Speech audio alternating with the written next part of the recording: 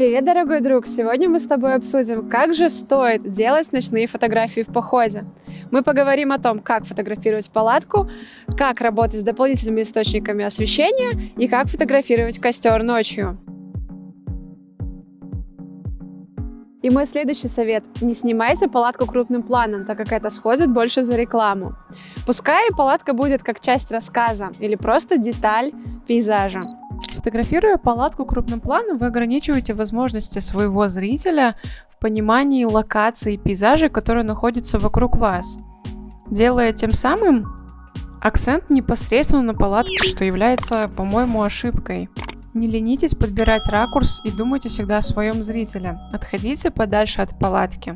Именно благодаря этому зритель попробует хотя бы почувствовать себя на вашем месте. Такой снимок уже намного интереснее, хочется рассматривать его намного дольше, потому что он содержит несколько частей с разным цветовым и смысловым решением. Однако детали, которые содержатся в палатке и около палатки, довольно сильно отвлекают от заката и от людей.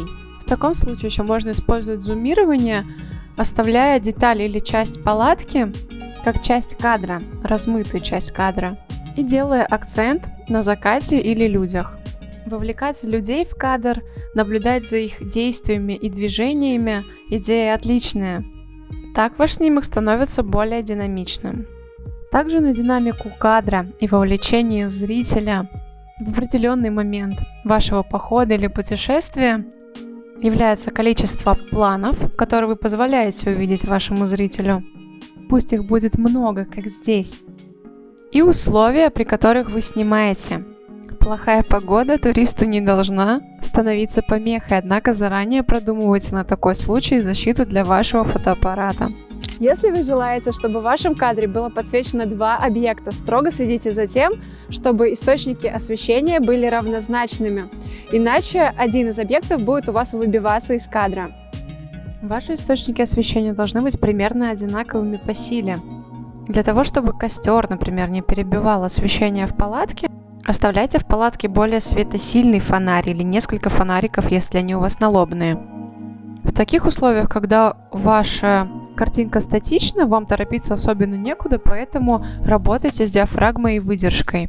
И с ними вам в любом случае придется работать. Снимаете вы костер и палатку человека и звездное небо, палатку и звездное небо, либо же палатку и звездные вершины или водоем, которые отражают свет звезд. И, кстати говоря, иногда хорошим вариантом является подсвечивание не самой палатки, а создание контрового света для нее. Этого можно добиться подсвечиванием растительности или же камней вокруг палатки. При этом вы, как фотограф, должны будете находиться по другую сторону от них, либо подбирая такой ракурс, когда палатка будет находиться между вами и костром, тем самым костер будет подсвечивать ваше жилье. Эта же техника хорошо работает, когда вы снимаете компанию у костра. Если вы снимаете в лесу, не ленитесь подсвечивать дополнительным источником освещения и деревья, которые находятся вокруг вас, как дополнение к костру или палатке.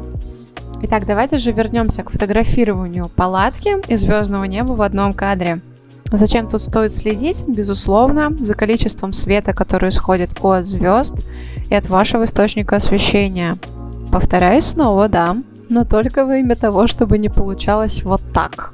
И давайте вспоминать. Для того, чтобы ночной снимок у нас был не темным, а более-менее светлым, нам нужно либо открыть диафрагму, чтобы больше света попадало на матрицу фотоаппарата, либо поставить длинную выдержку для того, чтобы свет дольше проникал на матрицу.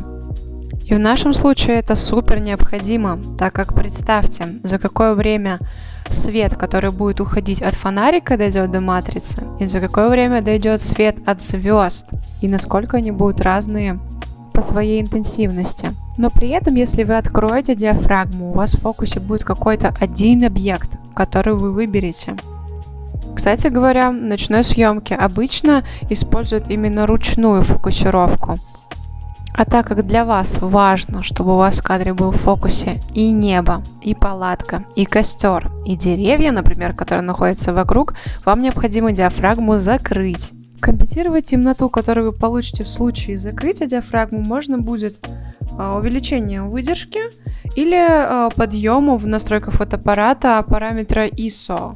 Тем самым вы, конечно, испортите кадр, его качество. Да и длинная выдержка на самом деле нам подходит не всегда, только исходя из ситуации. Для нас это может быть актуальным, если вы желаете отснять звездный дождь где-нибудь в августе, весь путь искринки от костра, или же момент, когда кто-то бегает с фонариком вокруг палатки. Насмотревшись картинок в интернете, возможно, вы захотите остаться на всю ночь, снимать звездное небо. Однако стоит помнить о том, что очень много зависит от вашей техники, чистоты неба, широты, на которой вы находитесь в данный момент, и иногда от вашего умения пользоваться фотошопом. Но, как говорится, давайте не будем перебарщивать. Наверняка ты видел просто сотни фотографий, сделанных из палатки. Смотрится классно, но стоит всегда обращать внимание на глубину резкости. Пусть в фокусе будет крутой пейзаж. Отлично смотрится, когда за пределами тента происходит какое-либо действие, которое позволяет зрителю прочувствовать ситуацию. Но я предлагаю вернуться к костру и понять, как же можно сделать не такую фотографию, а красивую. Судя по тому, что в кадре единственным в фокусе находится костер, диафрагма у нас открыта. И судя по тому, как выглядят штрихи искр, выдержка у нас стоит короткая, то есть затвор срабатывает практически мгновенно. Также здесь, судя по тому, что у нас размыт фон и фотография светлая, значит диафрагма у нас приоткрыта все-таки. Но пламя костра прорисовано не язычками, а каким-то определенным облаком побольше, в отличие от предыдущего фото. Значит, и выдержка стоит немного более длинная.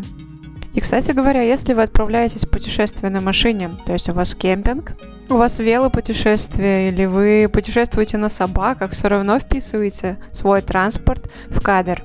Обязательно работайте с параметрами настройки вашей фотокамеры.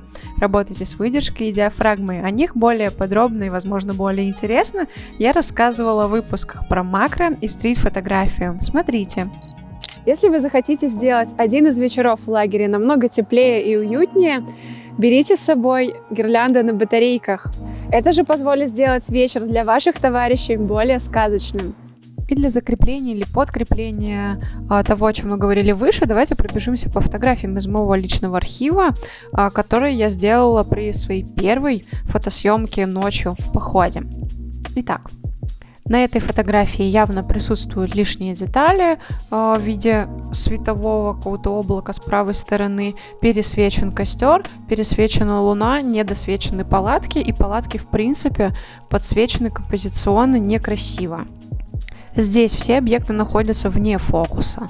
И если бы я поставила более длинную выдержку, свет от палаток шел бы дольше, фотография была бы светлее, небо было бы светлее и, возможно, проявилось бы больше звезд. Здесь кто-то бегает с фонариком около палаток. Эта фотография смотрелась бы довольно красиво, если бы на небе было, опять же, больше звезд, и оно было ярче. Но в данной ситуации просто много очень пустого пространства, и фотографии не складываются в какую-то одну общую картинку. Здесь единственное очень выгодно смотрится рельеф. И человек с фонариком.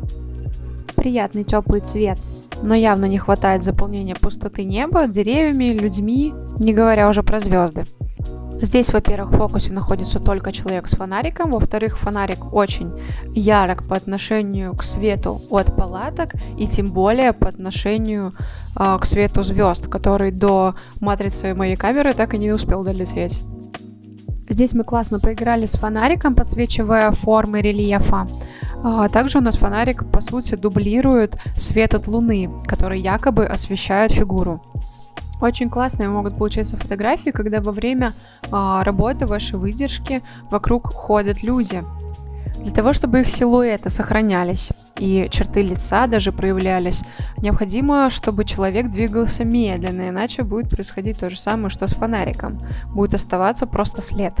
Я надеюсь, что данные советы помогут тебе пополнить свой фотоархив яркими атмосферными ночными снимками и порадовать своих товарищей по походу. Подписывайтесь на наш канал, ставьте лайки и не забывайте нажимать на колокольчик, чтобы не пропустить следующие интересные выпуски рубрики «В объективе».